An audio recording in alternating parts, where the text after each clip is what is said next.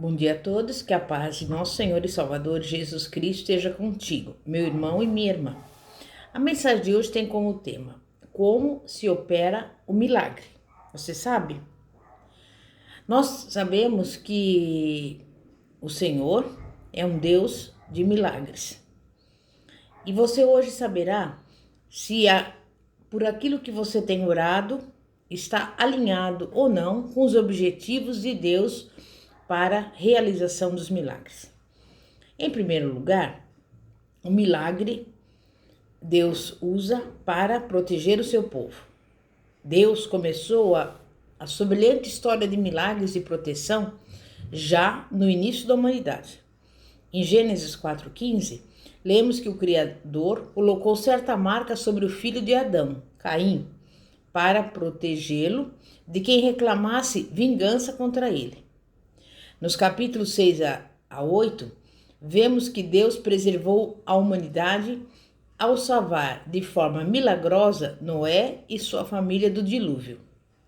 Em Gênesis 12 a 16, somos informados de que o Todo-Poderoso protegeu o seu amigo Abraão, enquanto esse viajava para longe da sua terra natal, em busca da terra prometida, e incumbiu 2 anjos de defenderem o sobrinho de Abraão, Ló, da destruição de Sodoma e Gomorra.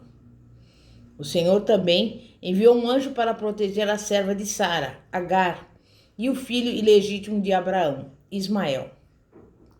O Senhor utiliza o seu poder miraculoso, até mesmo para nos proteger dos nossos próprios erros.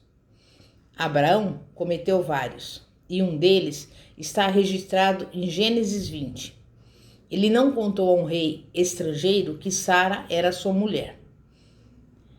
Abimeleque a levou para o seu harém, mas o Deus gracioso interveio de uma forma miraculosa para salvá-la e devolvê-la ao convívio com Abraão. Os milagres de proteção mais dramáticos que estão registrados no Antigo Testamento são aqueles relativos à libertação de Israel da sua escravidão no Egito. Primeiro, Deus enviou pragas para forçar os egípcios a aceitarem os apelos de Moisés e libertarem o povo do cativeiro. E isso culminou naquela terrível noite em que os primogênitos de cada família egípcia morreram. Os escravos israelitas seguiram as instruções do Senhor, ungindo os umbrais das suas portas com o sangue do Cordeiro Pascal, e nenhum mal lhes sobreveio. Esse era o sinal que o Senhor lhes dera como garantia de que protegeria os israelitas da morte. Por fim, o faraó concordou em libertar Israel. Contudo, depois de tomar essa decisão, mudou de ideia e conduziu seu exército à caça dos israelitas, enquanto esses estavam acampados às margens do Mar Vermelho, apavorados com a ideia de se afogarem nas profundezas do mar, ou serem capturados e mortos pelo exército egípcio. Mas Moisés corajosamente se dirigiu a eles e lhes disse: Não temais, estais quietos e vede o livramento do Senhor que hoje vos fará. Porque aos egípcios que hoje vistes, nunca mais vereis para sempre. O Senhor pelejará por vós e vos calareis. Êxodo 14, versículos 13 e 14. Então o Mar Vermelho se abriu, e os israelitas caminharam a pé enxuto para a liberdade. E quando os israelitas tentaram segui-los, ou melhor, quando os egípcios tentaram segui-los, o mar investiu contra eles de forma impetuosa e todos se afogaram. Este é um poderoso exemplo de como Deus usa o milagre a fim de proteger o seu povo. E há muitos outros exemplos desses em todo o Antigo e o Novo Testamento. No Novo Testamento, por exemplo, em Atos capítulo 12, do versículo 1 ao 11, vemos a história de ação divina a favor de Pedro, que miraculosamente foi retirado da prisão onde aguardava a aplicação da pena capital. Herodes acabara de ordenar a decapitação de Tiago e intentava fazer o mesmo a Pedro, porque percebeu que perseguir os cristãos rendia-lhe um prestígio junto às autoridades religiosas judaicas da época. Frustradas em sua expectativa de que a morte de Jesus interromperia a divulgação dos seus ensinos e abalaria a solidariedade dos seus discípulos. Em vez disso, os discípulos de Cristo começaram a pregar com ousadia a respeito da ressurreição do Salvador. Um número muito maior de pessoas se voltava para Jesus, crendo que ele era o Messias. A proporção de seguidores de Cristo era maior do que quando ele estava na terra. Muitos sacerdotes e fariseus não estavam satisfeitos com isso, e quando pediam ao governo romano que executasse algum dos apóstolos, todos eram favoráveis. E por isso, Herodes colocou os olhos em Pedro, mandando prendê-lo com a intenção de matá-lo. Na noite anterior ao seu julgamento, Pedro logo caiu no sono em sua cela na prisão. Além de encarcerado, ele estava acorrentado entre dois guardas. No meio da noite, apareceu um anjo na cela e soltou Pedro das suas correntes, conduzindo-o em segurança para fora da prisão. Eles passaram por 2 postos de sentinelas e atravessaram o portão de ferro da cidade. Durante todo o tempo em que esse milagre estava acontecendo, Pedro pensava ter uma visão. Quando caiu em si, entendeu que Deus enviara um anjo para resgatá-lo da morte, das mãos de Herodes. É provável também que você possa relatar ao menos uma situação na qual Deus tenha livrado do mal você ou algum conhecido do perigo iminente. Somente o Senhor sabe quantas vezes já o livrou do perigo, ou mesmo da morte, momentos de que você nunca se dará conta.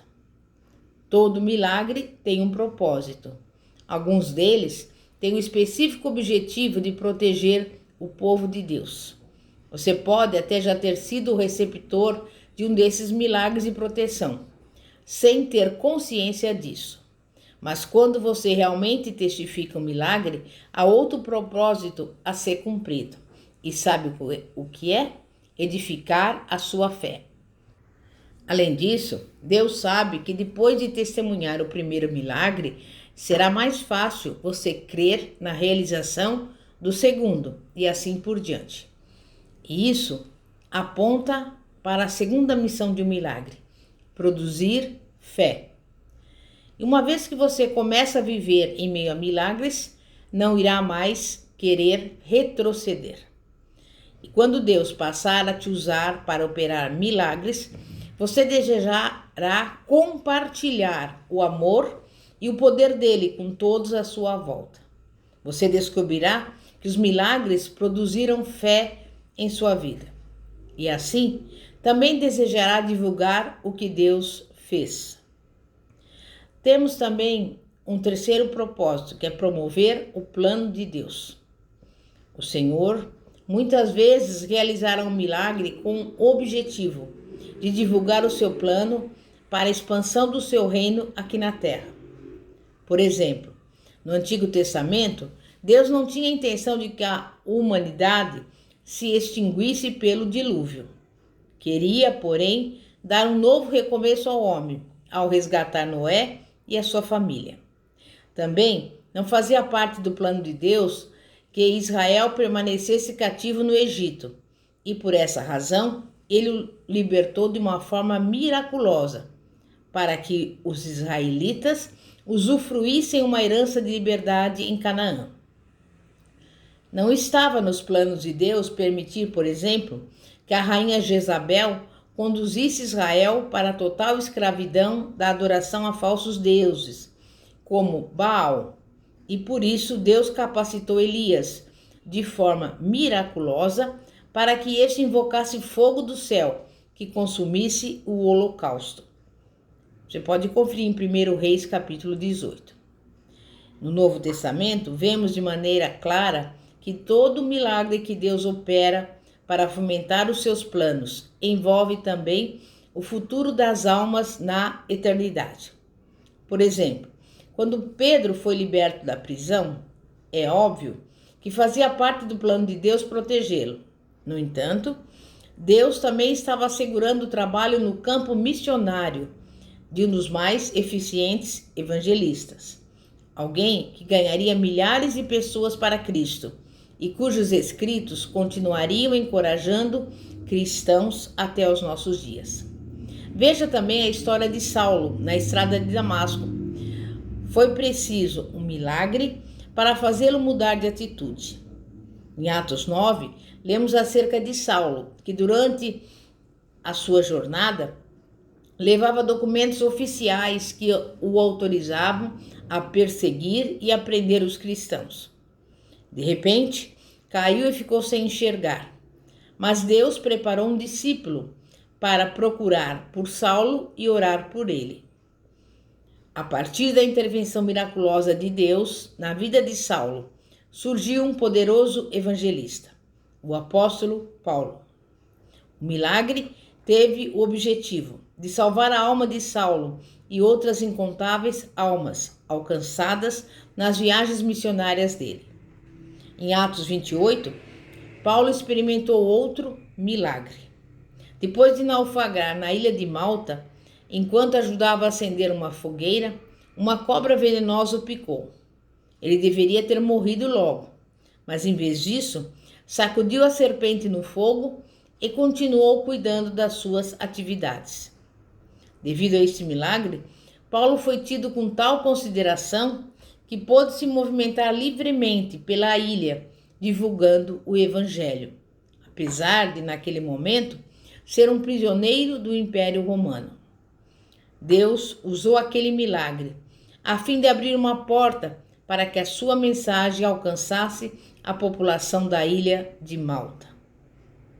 Irmãos e irmãs, Deus está interessado em operar milagres de cura, de libertação, espirituais e de prosperidade financeira.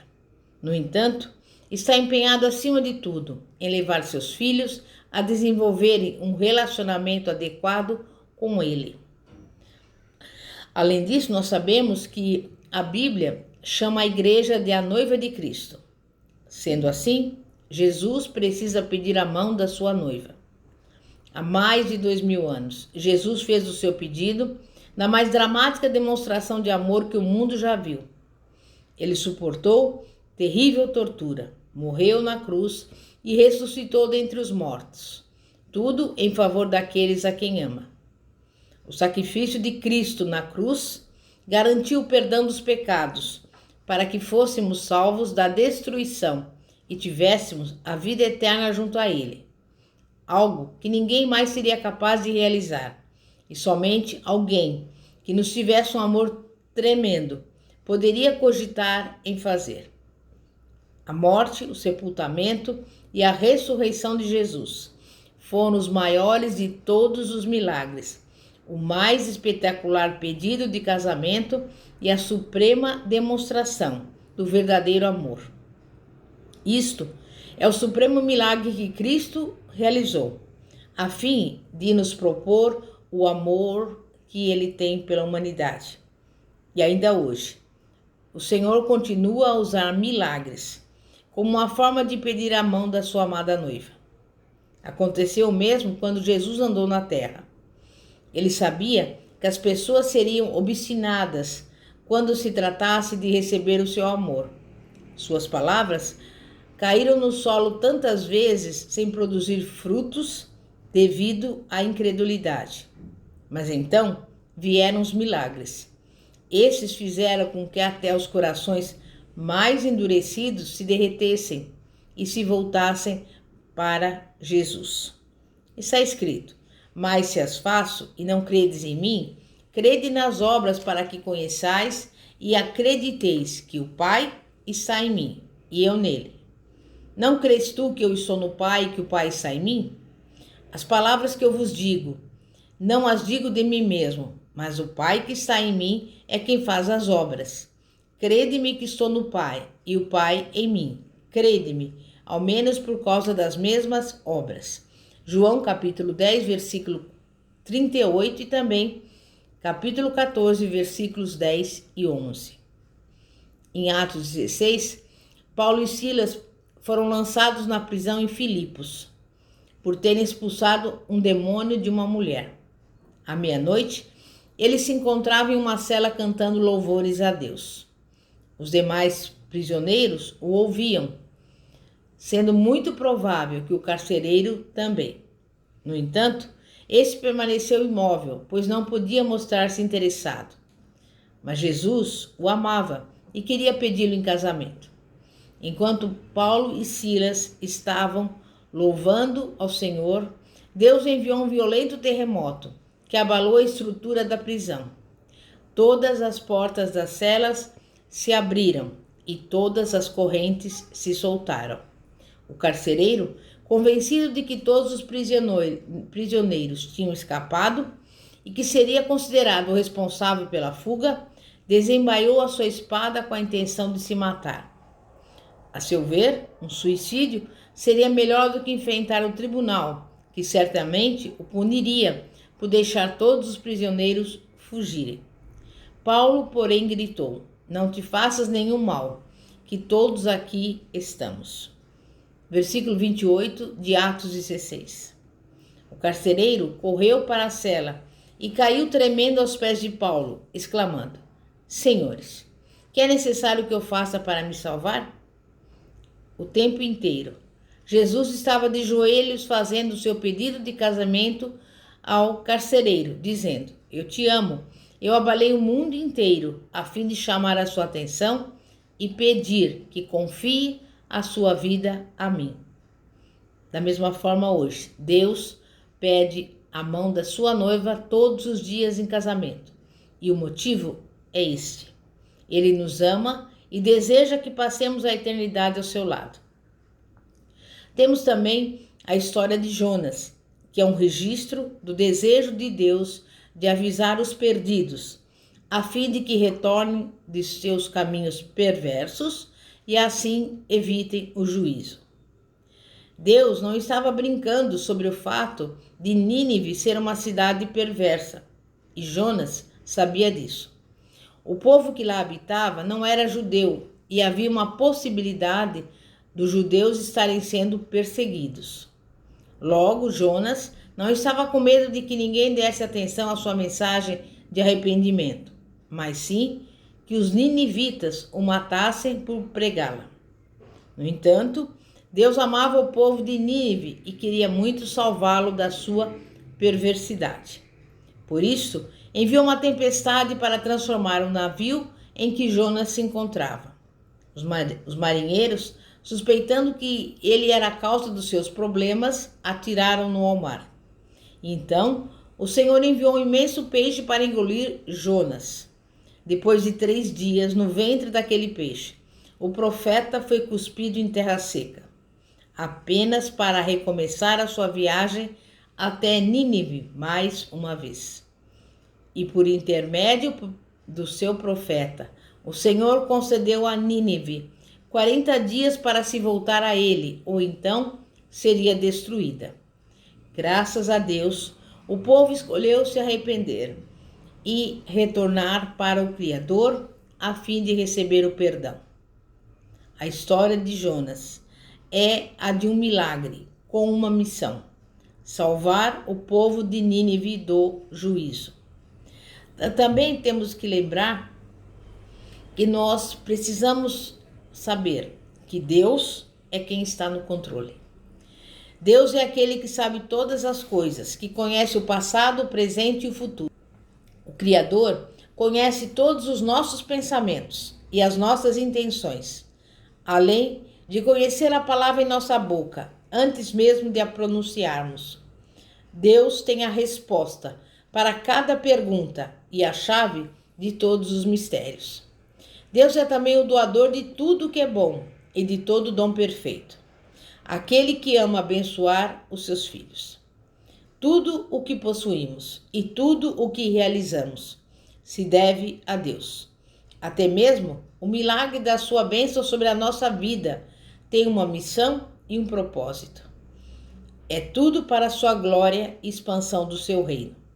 E a sua presença contínua é a nossa garantia de que é Ele quem está no controle. Compreender que Deus está no controle da nossa vida traz uma grande sensação de paz e segurança ao nosso coração e à nossa mente, em especial quando nos encontramos em meio a situações que não conseguimos entender. Então eu digo para você, olhe para o Altíssimo, pois Ele está realizando um milagre em sua vida com o propósito de te provar mais uma vez que Ele é o Senhor de tudo e tem total controle sobre todas as coisas.